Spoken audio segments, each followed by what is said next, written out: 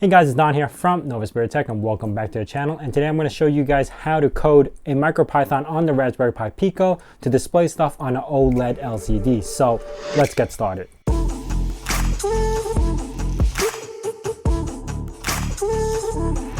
Now before I begin, this main project is not solely just to get a display working on OLED, but how easy it is to install libraries using thonny. So if you guys are not familiar on how I set up this machine using thonny and everything, I do have a couple of other videos which I'll make a playlist right over here for you guys so you can follow along. Otherwise, we have everything all set and we could begin. Now, I am working on bigger projects on the Raspberry Pi Pico like displayed over here, which is a media dial. I got the code in and everything in under an hour, but right now where I'm struggling with is the 3D design. So I'm actually learning a brand new program instead of using Tinkercad.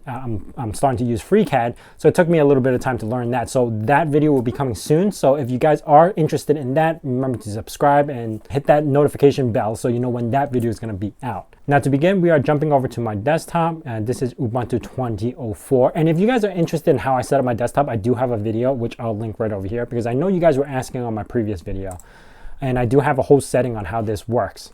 So I'm going to hop over to thonny, which is our editor right over here, and it is connected to our Raspberry Pi Pico. Okay, so here we go. The first thing we need to do is actually pop over to Tools and go to Manage Packages.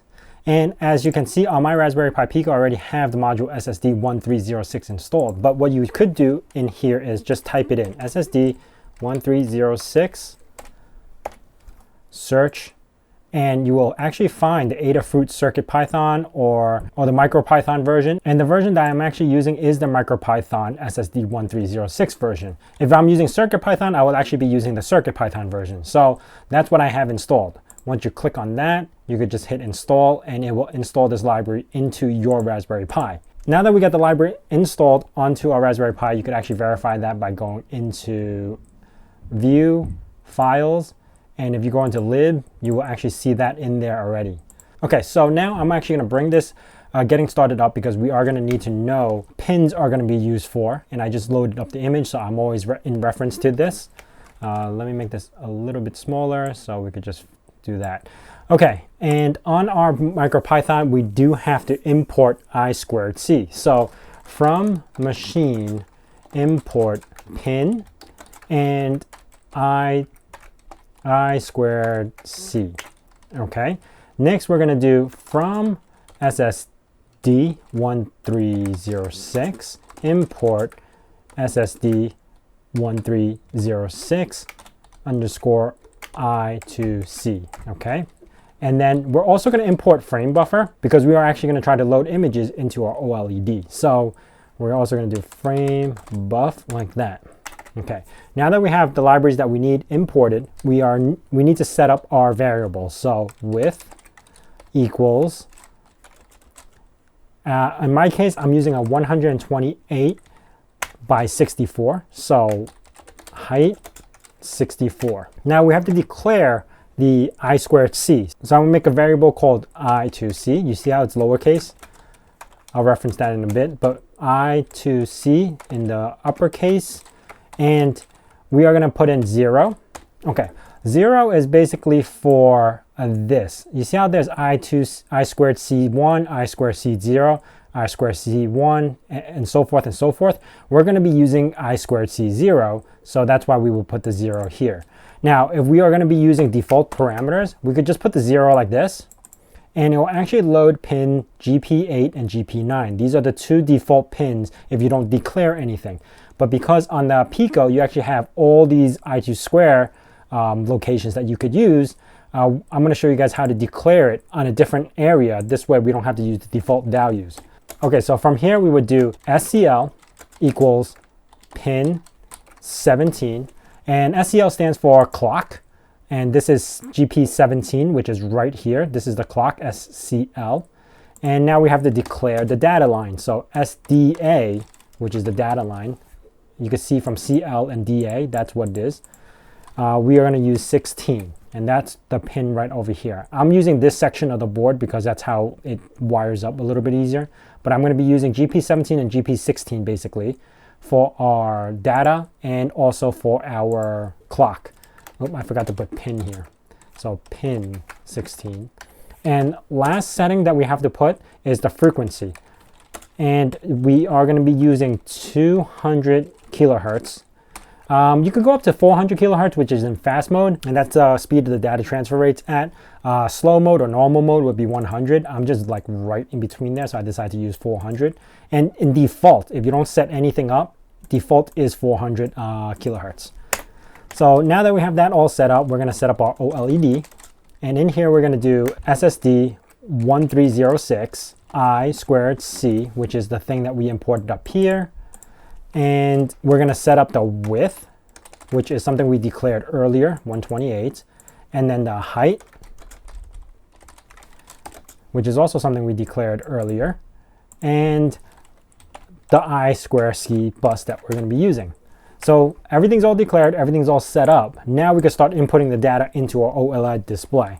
Now to start off, we're going to fill in some text. So we're going to do OLED.fill equals 0. Well, not 0, parentheses 0. The reason why we do this is we clear out whatever it is on there right now, and then we could type in whatever we want. So in this case, we're going to do OLED text, and we're going to type hello world and the location of where it's going to be, which in our case, we're just going to leave it on the top left, which is 0, 0.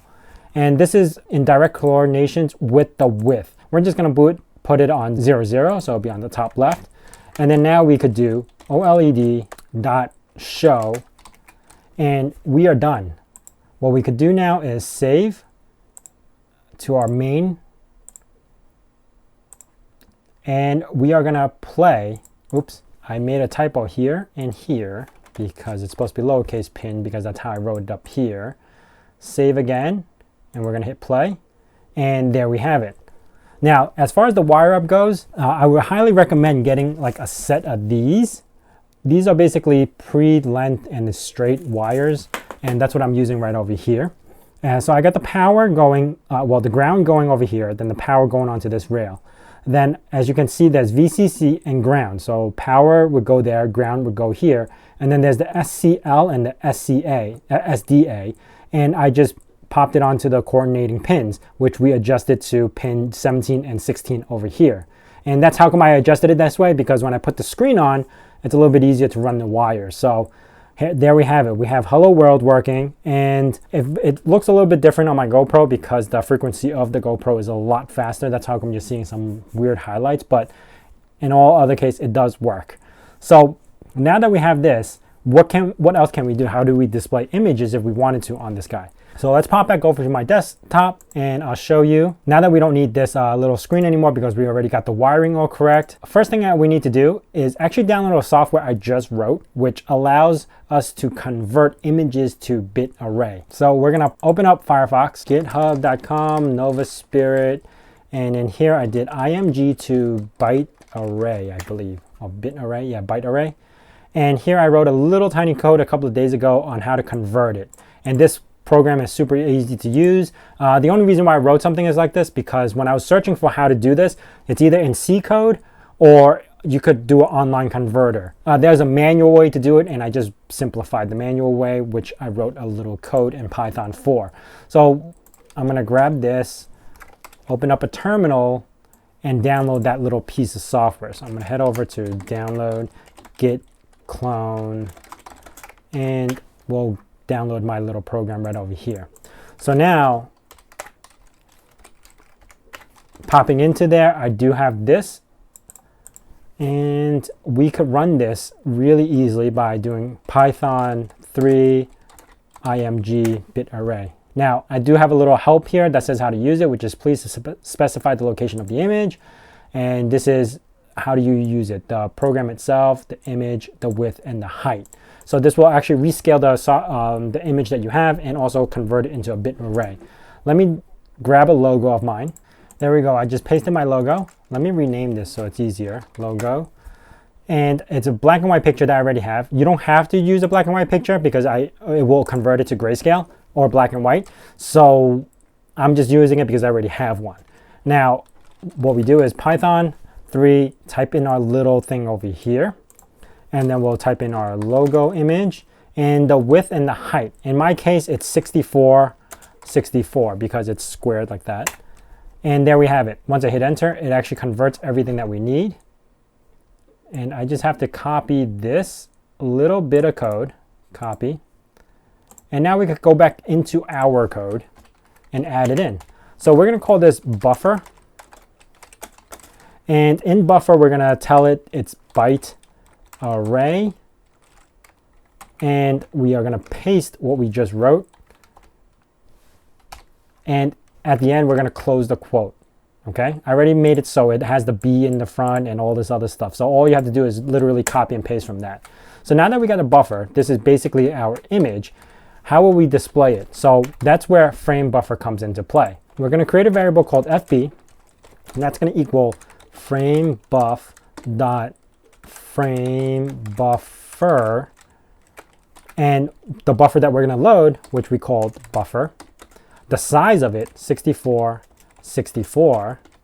and the type or the color, you could say. So it's going to be frame buff dot mono HLSB. Okay, and that basically signifies that the frame buffer is now loaded this byte array into its memory, and it is monochrome and it's 64 by 64. Now the next thing we need to do is actually fill our display with it. So anything after 0 fill, we could start typing in our stuff like over here. So what we want to do is we want to blit it. So OLED.blit, and blit means to transfer the byte array data from the frame buffer memory directly to our OLED. In this case, that's what we're doing, shifting the memory over to our OLED. So we're going to grab that from FB, and the location we're going to start it off from. Because my screen is 128 and the image is 64 by 64, if we want to center it, which means we have to do some math. So basically 128 divided by 2 is 64 minus 32. So it's going to be 32, and we want 0. And once we do that, we actually don't need the text anymore.